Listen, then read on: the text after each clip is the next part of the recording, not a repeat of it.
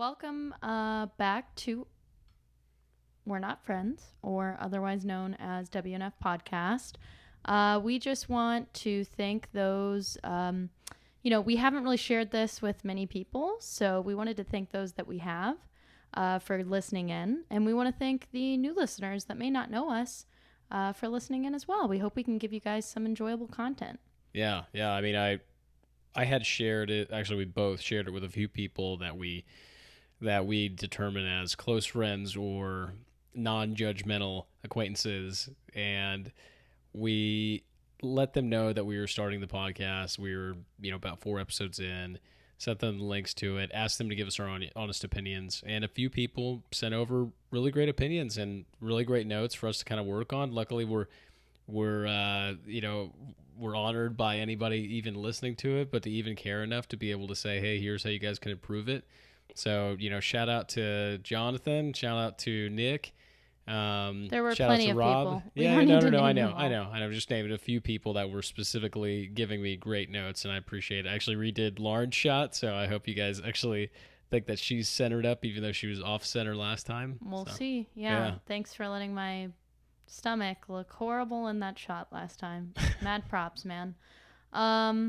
So speaking of big stomachs, no, we had a rather lovely day today. One of our favorite pizza places in town, Freak Brothers Pizza. Yeah. Shout out to our new friend Nathan. Shout out Nathan. Yeah, he let us come in and try their new vegan cheese that they're getting ready to hopefully start using. And it was delicious. We thoroughly enjoyed ourselves. And after that, we decided to put more money into our local economy. And so we hit up, 2 more restaurants after that. Got, some good vegan coffee, vegan latte, and some hot wings and chicken sandwiches and French fries. So we had a really great day and came home and swam some laps in the pool. And I think Jean and I definitely have the privilege of getting to do whatever the fuck we want on the weekends, because it's just us, no kids, just Fabrizio Bear. So life's good, man. Yeah. I mean, we are definitely privileged in the sense of that we work our ass off. We've got some good jobs we really enjoy. But at the same time, like you said, we are limited in our responsibilities as a family because our family is the 2 of us plus our 8-pound dog.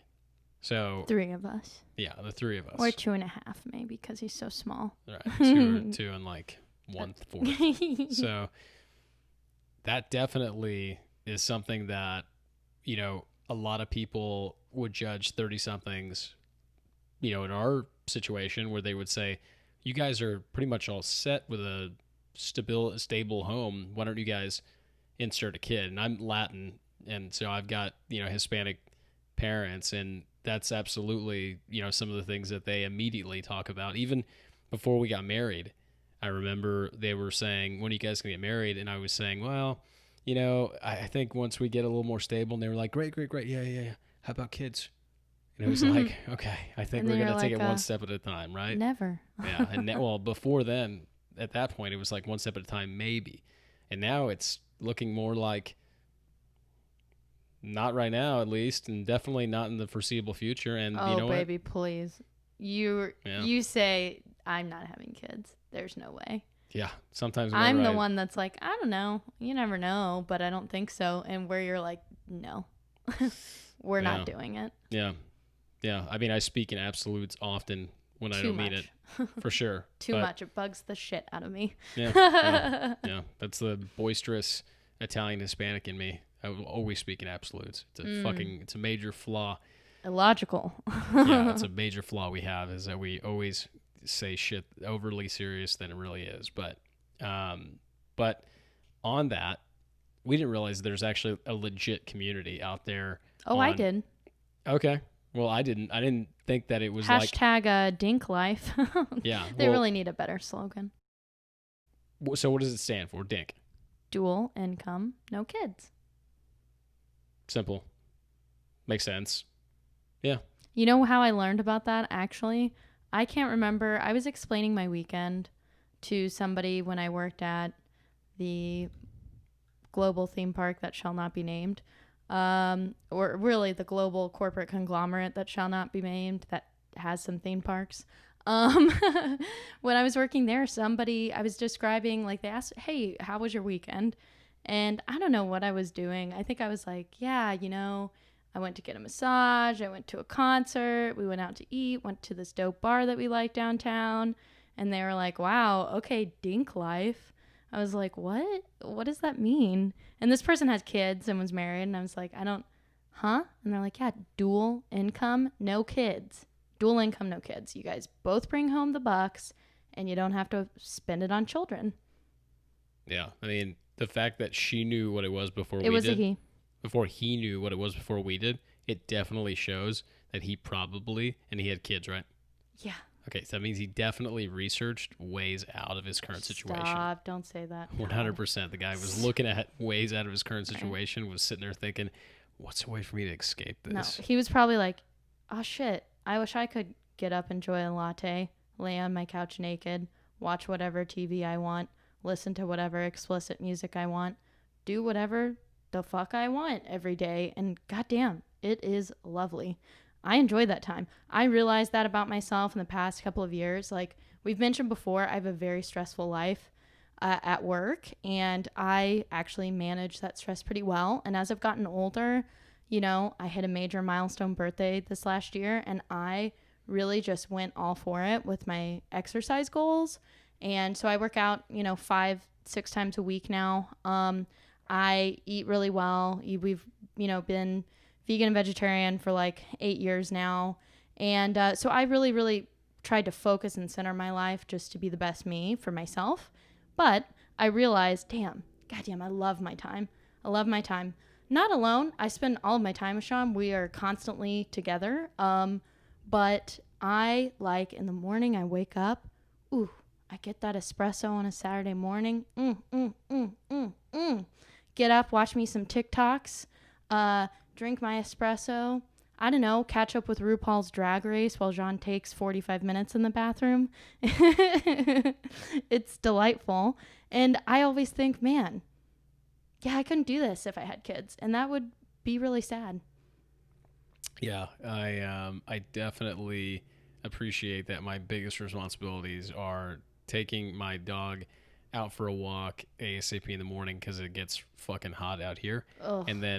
And then quickly getting his food together, him being a total jerk, not eating it, and then boycotting water, even though it's hot as fuck, until he's absolutely panting. And then he'll go over and drink water finally. But anyway, and then I get ready for my morning, and then I basically stand up in my computer and begin working. And no, talk about your Saturday. Don't talk about during the week. All right, well, anyway, that's during my week, which, I mean, fuck. It's delightful, right? So, I mean, we should probably also say that my niece, she stays with us every once in a while because my sister and brother-in-law will go out of town. So she'll stay with us. And the times that we have had her during the weekday and have had to go in, make her food in the morning, make sure she's up in time, take her to the dreaded fucking miserable line that you have to get into to be able to. It's not that bad. Yeah, hold on. Let me finish my story. You get into that line and you fucking, like, if you cross the wrong line or you try to speed up or something like that around cars because you got a fucking day to deal with. Well, you shouldn't. That's a douche move. Okay. But whenever you're in that process, it's such a pain in the ass whenever you're not used to it. And I'm sure if parents are just used to it, they do it like clockwork and they just go in default mode. But for me, I'm not giving a fuck about that. I see a bunch of suburbia and I'm annoyed by it and I am like trying to get around that shit and I'm sitting here frustrated. And when I was a kid, I fucking hated teachers to begin with. So it's not great for me as a adult that does not have kids and is not used to that atmosphere to be like scowled by teachers. So for me, I'm like dropping my niece off and blaring some fucking Motley Crue and peeling out and being like, fuck you guys. Yeah, so I'm sure they're like, the dude blaring Motley Crue is real fucking hardcore. Yeah, right. So you can tell which one of us likes to follow rules and who doesn't follow rules and gets impatient. I definitely value my time in the morning. I value just the no stress aspect of not having children. I mean, kids are a lot of money, and it's funny. It's not even like I don't like kids. I like kids. I actually get along with children really well. I have always enjoyed helping out, babysitting, friends, children, so they could have date night, things like that. Like, I like kids. I just have never had that innate feeling like I have to be a mom. And so I think that was a realization when I got older, like, hey, I like my time. We love to travel. We love to spend our money on enjoying experiences and just really, and food, and enjoying life. And so I started realizing those things. And then it was like, hey, like all my friends are talking about their urge to be a mom, and I don't have that. So I'm not really sure that I want to do that. And I think, we actually had some friends that had made that decision. And I think that spurred along my thinking. It made me connect those dots a little quicker than I probably would have, just to be around a few couples that already lived that type of life. So, I'm super grateful for the time with Sean. I already feel like I don't have any damn time with Sean. I constantly whine about the weekend goes so fast and we're so busy at work. Like, I just don't know how we would fit the time in for a child. I would rather be selfish and have my time with you. Yeah, no, I appreciate that. It's very kind. But I agree. It feels like we're chasing the weekend as soon as Monday happens. And that sucks. And it's because of the fact that we're very routine in the fact that you get up super early in the morning, jump on early morning calls. Yeah, like 6 a.m. calls. It's the worst. Challenged immediately as soon as you wake up. So challenged, working throughout that time. We usually don't even have our lunch times aligned, even though we've been working at home, both of us. Our lunch times are not aligned. We will then work out either in the middle of the day or at the end of the day. And then after all that's done, which now you're looking at like 6 o'clock, 6:30, then we can hang out. And that's us working in the same home right now, and so that is interesting that you and I don't even get to really calm down and relax till about 6:30. At that point, we go to bed pretty early too. I mean, we start to try to go to bed like around 9. Some days like 8:30. Yeah, but we don't actually go to bed, sleep till like you know 11. what I mean. Start to get ready to go to bed. Like Right. we shut down. We start to shut down and kind of wind down. And so we do that, and then by that time, fucking the whole next day is rolling into it. So I mean, it really is short hours that we actually spend time with each other. If we inserted a kid, that would be like a fraction. Yeah, It'd be cut down. Nothing. We would never have any time.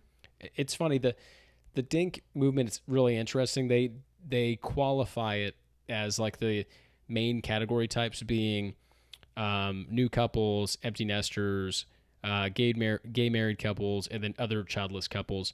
And one thing, after you had told me about this, whenever I've done some more research on it and just out of interest, there is a big movement among women in particular who call it childless by choice.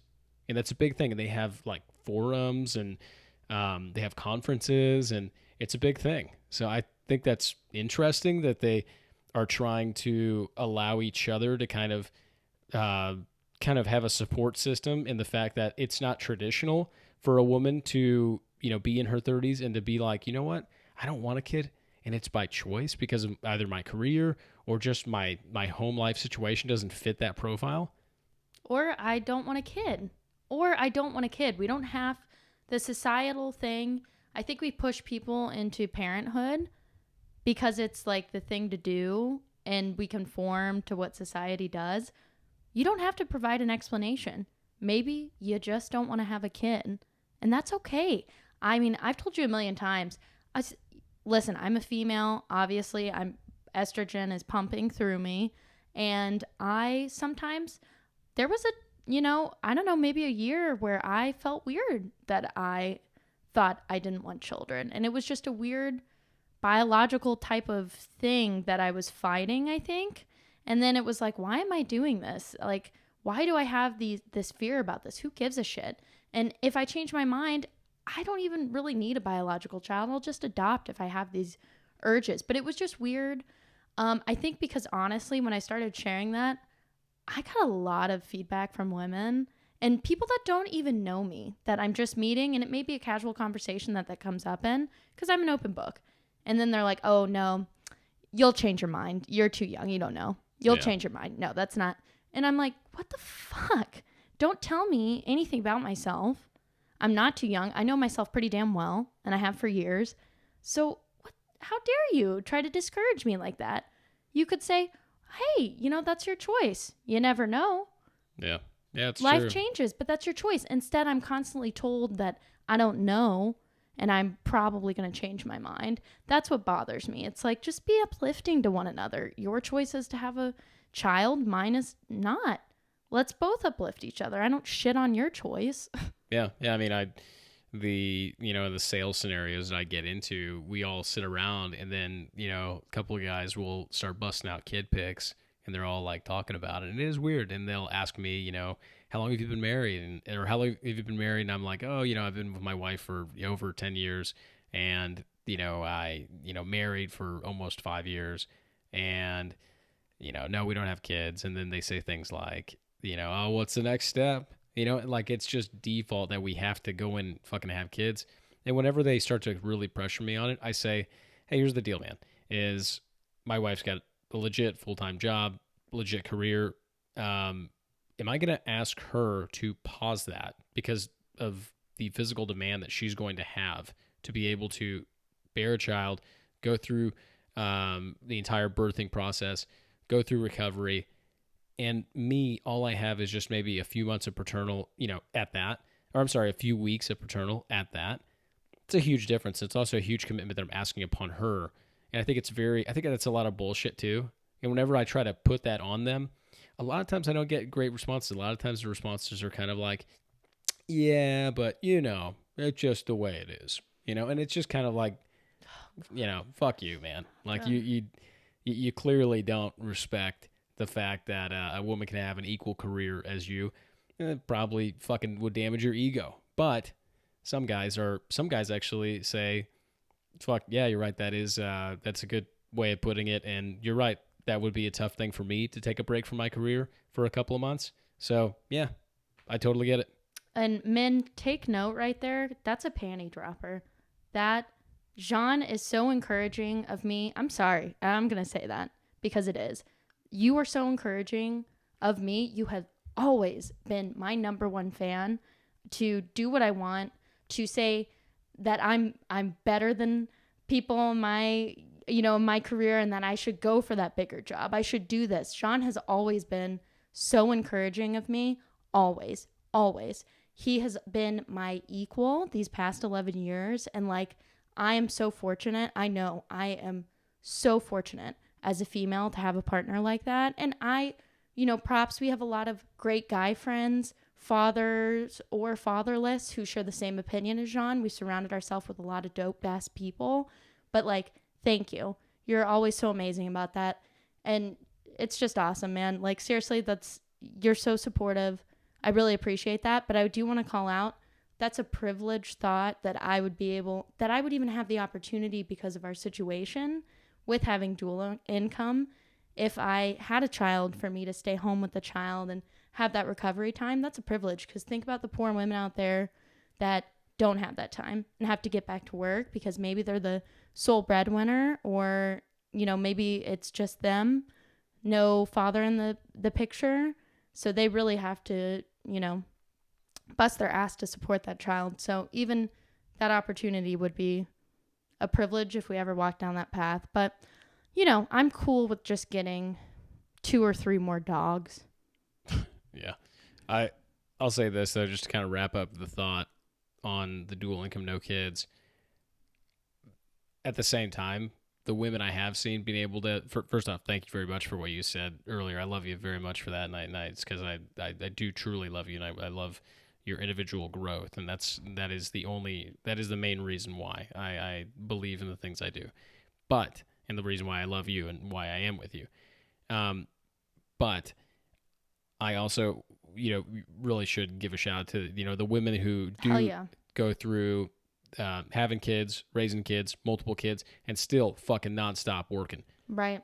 Yeah, I still fucking respect that. Respect that a lot. Women are so Fuck strong. Yeah. Seriously, we know so many women out there with, multiple children, rocking a stressful ass job, and they're still killing the game. So cheers to that. Yeah, for sure. Fuck yeah. I think cheers to ladies. Yeah. Hey, how about all this? around. How about this? Cheers to whatever the fuck your choice is on that right, shit. Fuck You know what I mean? Cheers. Yeah, cheers to that. Yeah. It's interesting that we're at this point in the election process that if we were to kind of look in retrospect in 2016 to now, we're looking at a race that is already being called as a Democrat sweep, where they're saying that Joe Biden right now is going to beat Donald Trump by 10 to 15 percentage points. And this is exactly what people were saying in 2016 right now. So there's been a lot of poll pressure from the Democrat side pushing it on the Republicans, saying that they are severely behind, and not just in the presidential, but also in the Senate and Congress. So that is very interesting that they're already kind of doing the same cyclical shit where they're getting ahead of their fucking skis and calling this shit out as if it's done. Also, first off, I don't know about you, babe. But have you ever fucking been asked to do a poll? Because I fucking haven't.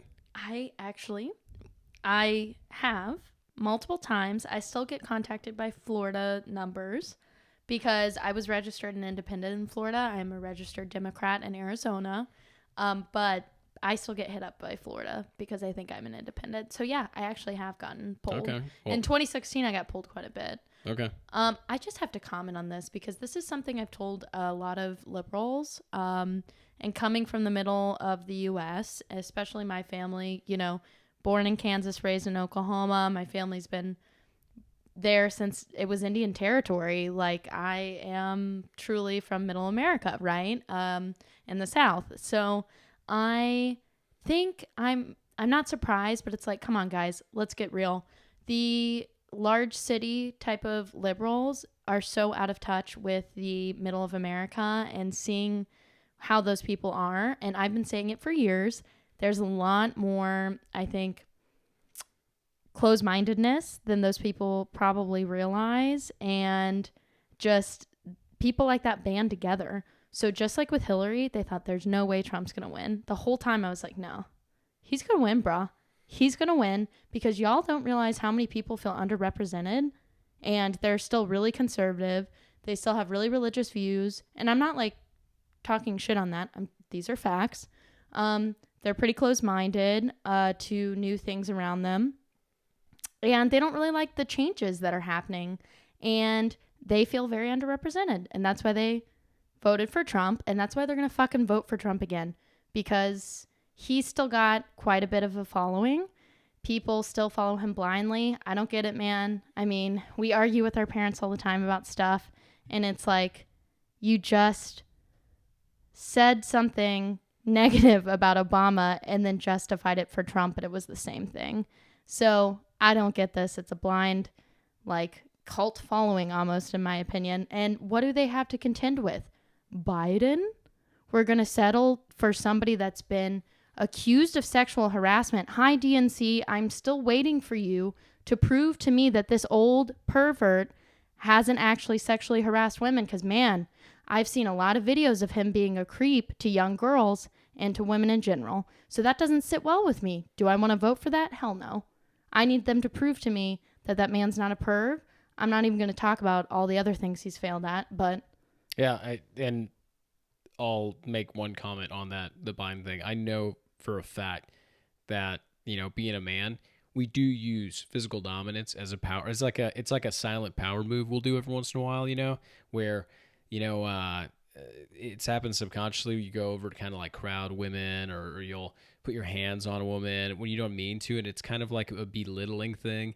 And I gotta say, I mean, it would be stupid for me not to say that, I haven't at one point, whenever I wasn't more conscious about that stuff, went in and did stupid things like that. And once you consciously think about it, you're like, oh fuck, I shouldn't have, stood up whenever a woman was talking to me, or I shouldn't have, crowded or got too close to them whenever I was talking to them, or patted them on the shoulder. Shoulder rubs, men. Yeah, it's not acceptable. Hold on. I'm not saying shoulder rubs. No, I'm not I saying know. I did shoulder rubs. I'm saying like patting on the shoulder type shit.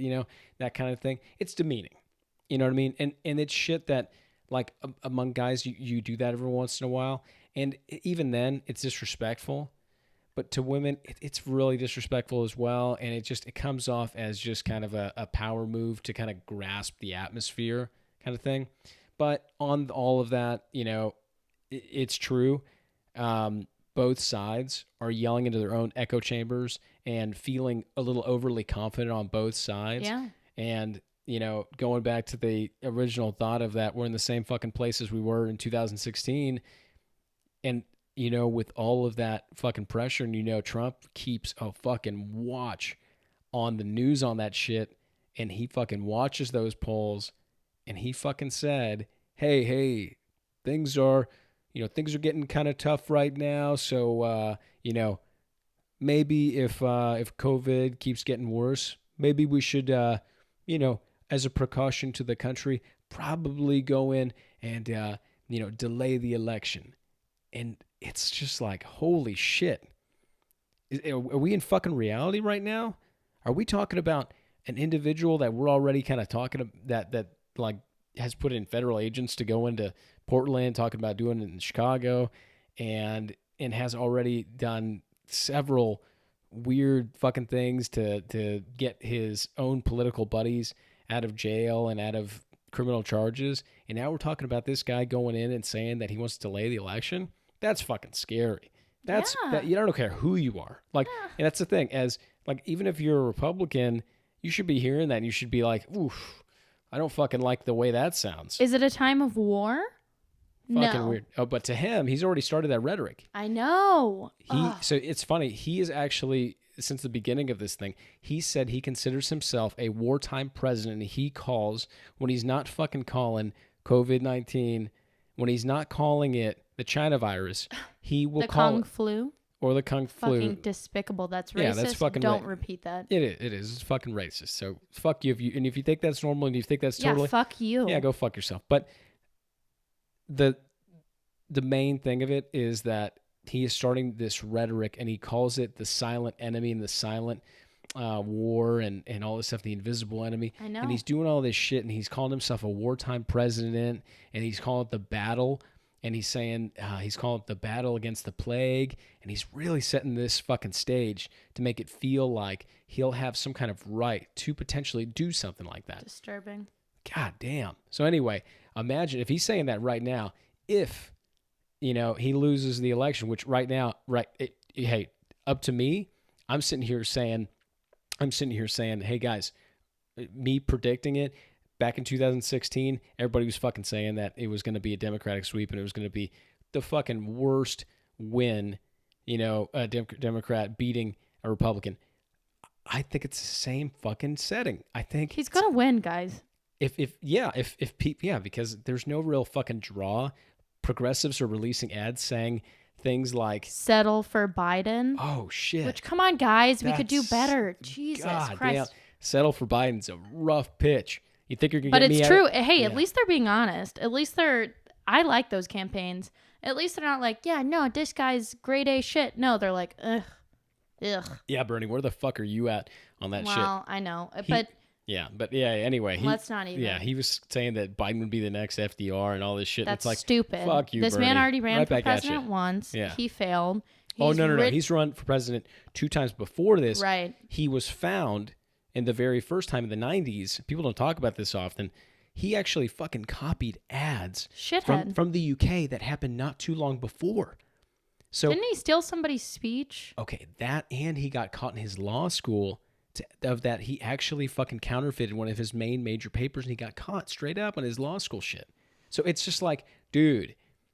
Nah, thanks. Was that really who we fucking want? No, fuck no. So hey, I voted for Bernie in the primaries, y'all. I would have voted for him for 2020. I'm very disappointed, though. And you know what? I would say this, that Bernie would have been an interesting independent draw. So he would have drawn independence, which I think drawing independence is definitely the lead. Well, at least he hasn't flip-flopped on his opinions. He's been pretty steady. But, I think, one, if Trump really wants to get the votes, he won't ban TikTok. Don't ban TikTok, Big Mac Daddy Trump. Please don't. I don't know where I'm going to get my chuckles with my espresso in the morning. How am I supposed to laugh myself to sleep without the world of TikTok? Don't do it. Please don't. So tell me a little bit about this whole thing of that they may actually, like TikTok may sell the portion of the U.S. I don't know. portion. I just heard that I think Microsoft's looking at buying TikTok. There's a lot of security issues with TikTok. I mean, the place that I work, the tech company I work, warned about having it downloaded if you use your phone for work as well, which I don't because I try to separate my life out, so I have a work phone. But yeah, I mean, it's a security issue, and obviously Trump has a thing against China, so he wants to ban it. India already did, so we'll see. I mean, I just hope that I can see dogs talking in robotic voices about what shitheads they are. I want to see all the stupid dances. Shout out to the moms and grandmas doing the TikTok dances because I love me some of those. And then I love the conspiracy talks. Honestly, I'm like on a conspiracy TikTok loop and I'm kind of into it. So we'll see where this goes. Please don't ban TikTok. Mac Daddy Trump, please don't. I could give a fuck Trump ban it. I don't give a fuck. Speaking of TikTok, like I said, I'm in like a weird conspiracy loop and I'm not mad at it. I also ran across some paranormal stuff, but more importantly, I ran across some UFO related TikToks, which Fucking love me some UFO TikToks. You guys don't know this about the Mastrianos. We may not believe in a lot, but I don't know. I think we believe in UFOs in this family. We're pretty big advocates of knowing what's beyond this galaxy. So we're pretty stoked about the recent news articles. Yeah.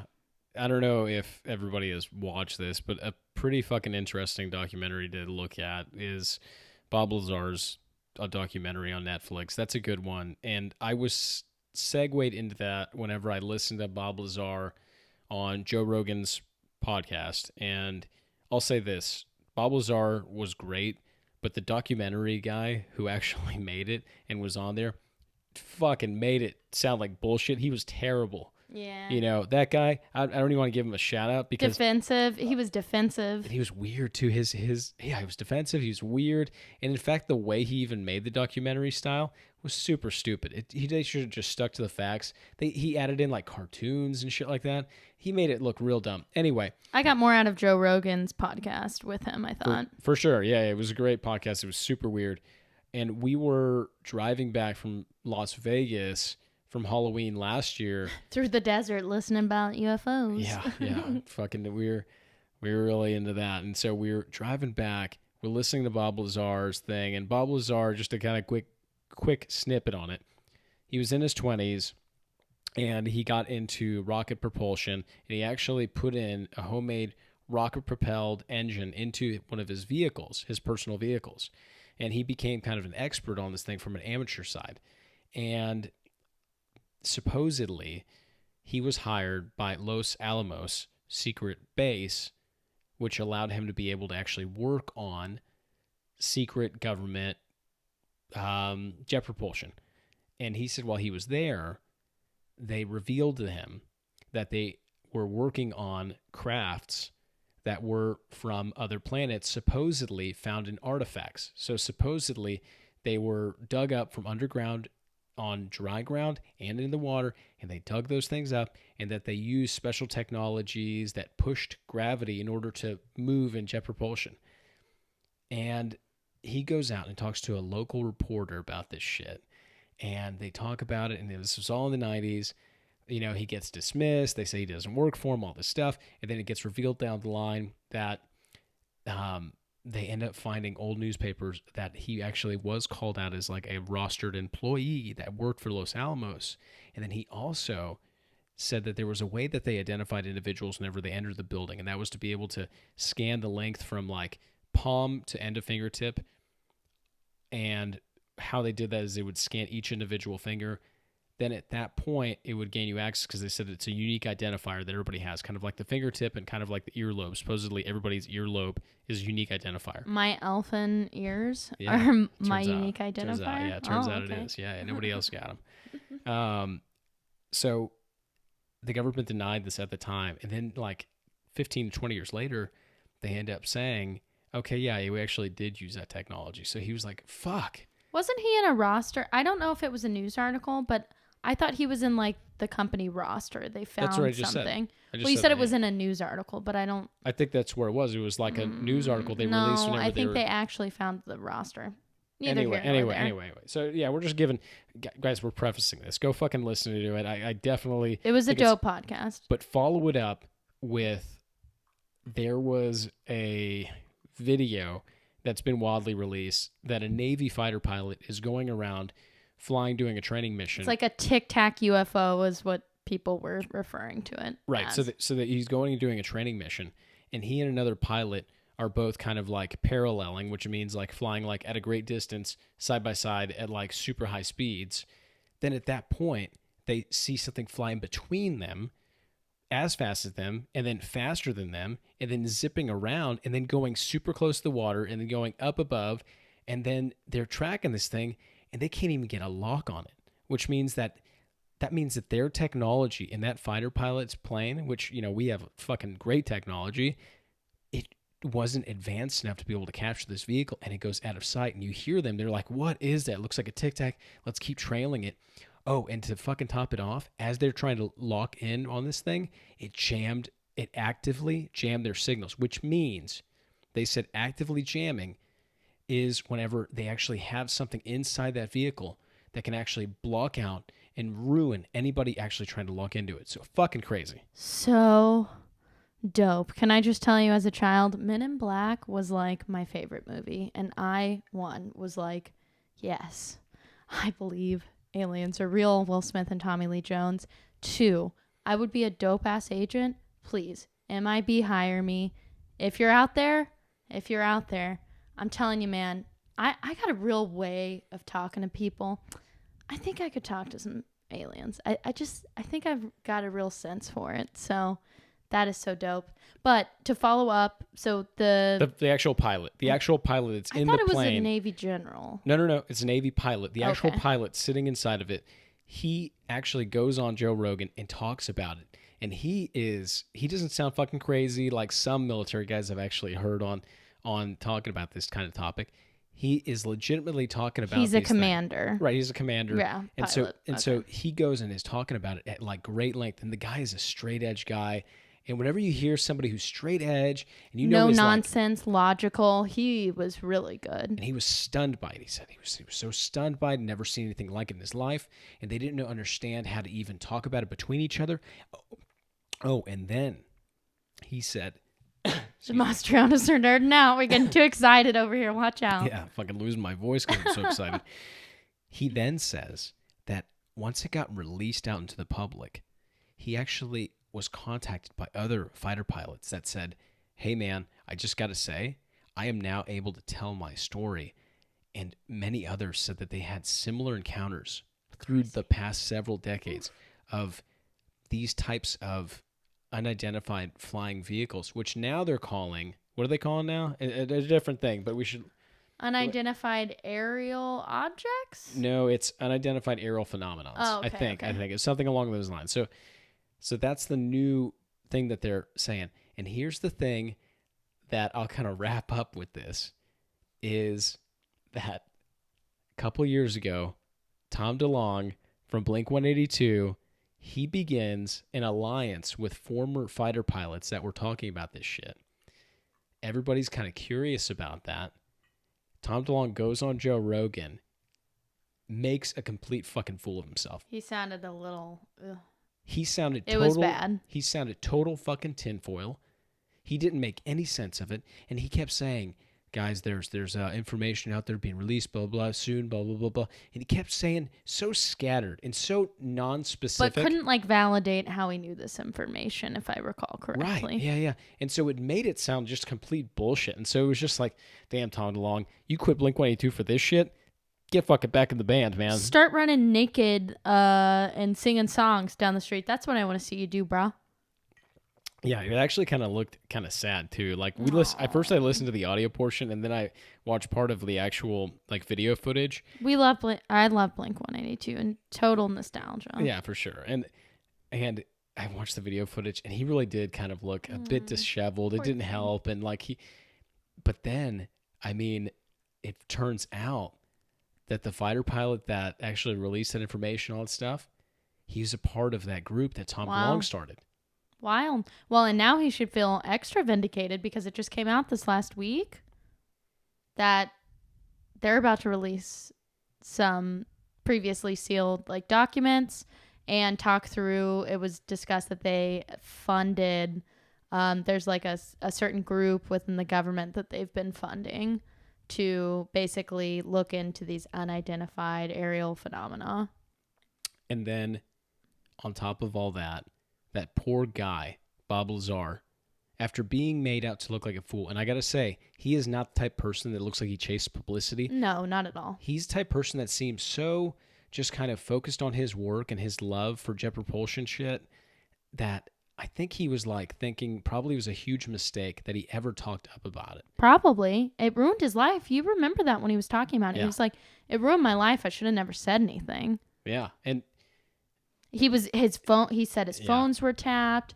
He followed all kinds of crazy stuff. And I used to be in the news business. Like when I was in college, I did a lot of like extra work, freelance work. I did work in the news business, and I know what it's like to be a journalist who like grasps onto information. Sometimes you pull too much, and you pull it at your own benefit in a very selfish way. And that's what happened. A local news guy pulls too much information. The poor guy revealed too much, and then it gets aired without even his full knowledge. Yeah, because he has a story. He's like, ooh, these juicy deets. I'm gonna make this guy look like a nut.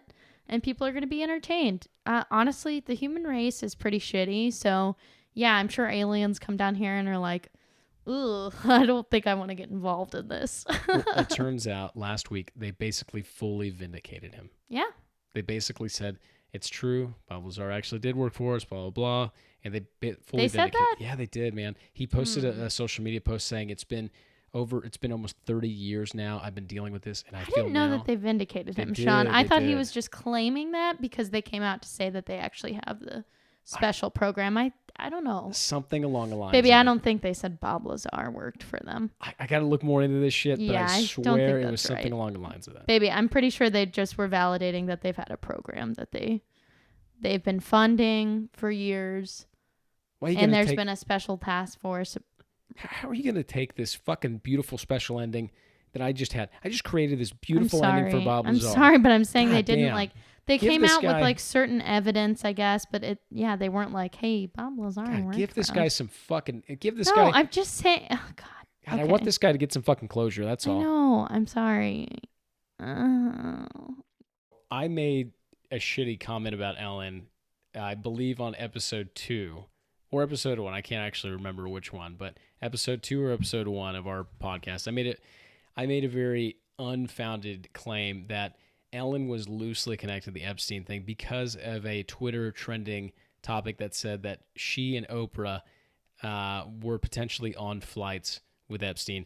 Right, and under house arrest. Because of that.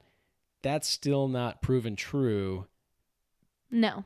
So I shouldn't have said that. So I apologize. However, Ellen, you still got some shit on you. You still got some shit. Not on her. Not on her, but you're basically, under her command. So people, have accused, there's been like a lot of personal accounts shared on social media and my favorite TikTok about Ellen, the show not being a conducive work environment for multitude of reasons, saying Ellen's rude, doesn't talk to people, or talks down to her staff, yada, yada, yada. Like bad stuff, right? But then it's come out this week that there's sexual allegations against, I believe, one of her producers and head writers. Yeah. And it's a man that supposedly, I believe one account said that he cornered a male employee and asked if he could give him oral sex or a hand job at a Christmas party. He has made multiple comments about male colleagues bulges in their pants. He's asked them if they're a top or a bottom, which, you know, people, I guess, made the excuse of like, oh, it's just him. He's, you know, just being Kevin. But I don't give a shit who you are, Kevin. That's not a comfortable workplace environment. And, you know, I myself have been a victim of sexual abuse in the workplace, sexual harassment. And that's not okay. That's not okay for a man to say to a woman, a man to say to another man. You can't, a woman to say to a man, vice versa. You can't say that kind of shit to people. That's not a comfortable work environment. Yeah, and it's this isn't a one-off claim, like you said. This is something that's been actually come out with nearly a dozen former employees, and it's ranging from some of the stuff that you already commented about, like commenting on a bulge, an actual act of groping and kissing on the neck in a car ride, asking them if they're a top or a bottom.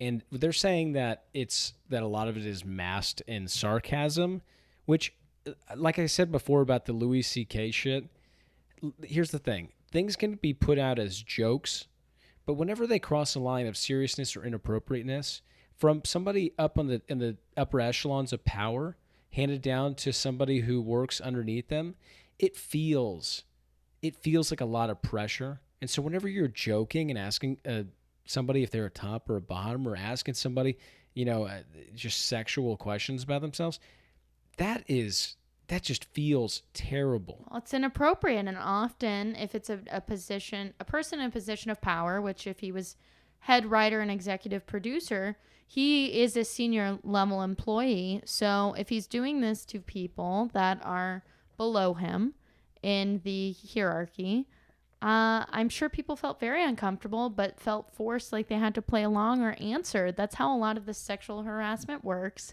People in a position of power use that power in a bad way. And I think this is part of the problem for me. So being in a corporate environment, I have worked at a digital agency where I often feel lines are blurred, as have you. I think that's also an issue in entertainment where people do feel like they can be themselves. And although it's a job, they have somewhat of a camaraderie with each other. And, you know, I think often lines are crossed. Yeah. So I do think they're in the entertainment issue is probably an issue already with blurred lines and being inappropriate, but like, this is unacceptable. It doesn't matter if you're in that type of industry and lines are blurred. Like, this is unacceptable. Yeah, and it feels very much like it was a power move, because they were saying that he would do it in front of 10 or more people and then laugh out loud about it. And that kind of shit is so demeaning to that one individual. Imagine how everybody looked at that one individual for just getting that shit being asked about him. It was kind of a shitty thing to do. So regardless of sarcasm or not, of the seriousness, which, you know, like I said, it turns out that they are alleging that he actually physically groped and kissed one of the employees in the neck. You know, sounds like he's taking shit too far. And you know what? Here's the thing. If it's going on for that long, as they're saying it was claimed in 2017, very much reported internally within, and nobody fucking did anything about it, and this guy holds that kind of senior position. Unacceptable. That's fucked up. That means that people up above, maybe even including Ellen, hate to say it, maybe even including Ellen, fucking let that shit just go. Please, it's her show. Yeah. If that shit was reported like she didn't know, come on. Yeah, I mean, what the fuck?